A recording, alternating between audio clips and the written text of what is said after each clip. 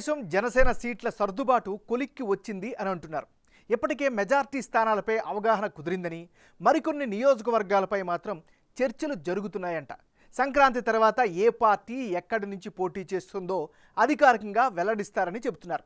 ఇప్పటికే రెండు పార్టీల క్యాడర్ గ్రౌండ్ లెవెల్ నుంచి కలిసి పనిచేసేలా నాయకులు కోఆర్డినేట్ చేసుకుంటున్నారు. ఏ కార్యక్రమం నిర్వహించినా రెండు పార్టీల కార్యకర్తలు, నాయకులు కలిసి పాల్గొంటున్నారు. ఆ క్రమంలో శాసనసభ సీట్ల సర్దుబాటును దృష్టిలో పెట్టుకుని లోక్సభ సెగ్మెంట్ల పంపకంపై కూడా సర్దుబాటు దాదాపు పూర్తయిందట.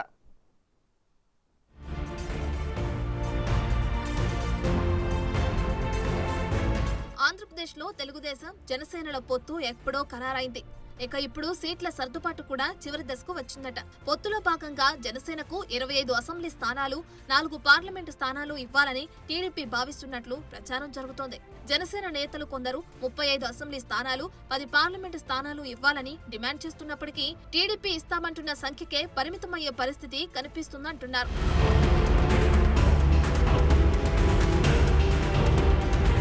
ఆ లెక్కల సంఖ్య ఎలా ఉన్నా రాష్ట్రంలో జనసేన ఎక్కడెక్కడ పోటీ చేయాలనే విషయంలో మెజారిటీ సీట్లకు సంబంధించి రెండు పార్టీల మధ్య అవగాహన కుదిరిందంటున్నారు. కొద్ది స్థానాలపైనే చర్చలు కొనసాగుతున్నాయట.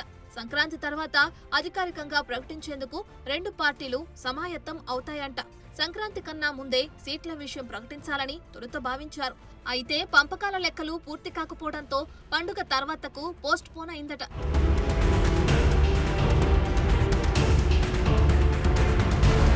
ఏ జిల్లాలో జనసేన ఎక్కడెక్కడ పోటీ చేయాలనేది దాదాపుగా తేలిపోయిందని టీడీపీ వర్గాలు అంటున్నాయి. అదలా ఉంటే గ్రామ స్థాయి నుంచి రెండు పార్టీల క్యాడర్ కలిసి పనిచేసేలా సమన్వయ చర్యలు చేపడుతున్నారు నాయకులు. ఏ కార్యక్రమం నిర్వహించినా రెండు పార్టీల కార్యకర్తలు, నాయకులు కలిసి పాల్గొంటున్నారు. ఇప్పుడు సీట్ల సర్దుబాటు ఒక కొలిక్కి వస్తుండటంతో పండుగ తర్వాత తెలుగుదేశం అభ్యర్థుల తొలి జాబితా ప్రకటించడానికి రెడీ అయిందట.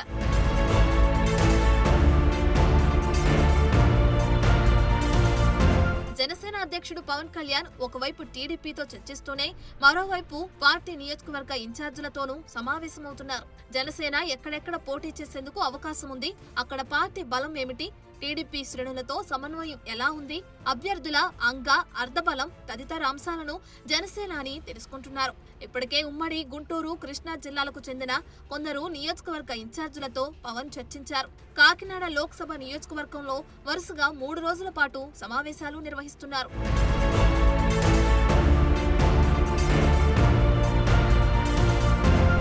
కాకినాడలో లోక్సభ పరిధిలోకి 7 శాసనసభ నియోజకవర్గాల ఇన్ఛార్జీలతో దాదాపు 5 గంటల పాటు పవన్ సమావేశమయ్యారు. అందరితో విడివిడిగా మాట్లాడారు. తన వద్ద ఉన్న నివేదికను ఆధారంగా చేసుకుని కొన్ని అంశాలపై వారిని ప్రశ్నిస్తూ వివరాలు తెలుసుకుంటున్నారట.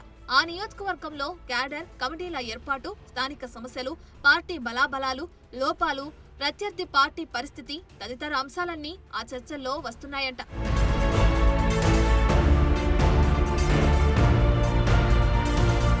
త్వరలో పవన్ కళ్యాణ్ రాజమహేంద్రవరం, భీమవరం నగరాల్లో సమావేశాలు ఏర్పాటు చేయనున్నారు. ఉమ్మడి ఉభయ గోదావరి జిల్లాలో ఒక లోక్సభ స్థానంలో ఖచ్చితంగా జనసేన పోటీ చేసే ఆస్కారం ఉండటంతో లోక్సభ నియోజకవర్గం పరిధిలో ఉన్న అసెంబ్లీ నియోజకవర్గ ఇన్ఛార్జీలందరితో పవన్ కళ్యాణ్ కూలంకషంగా చర్చిస్తున్నారట.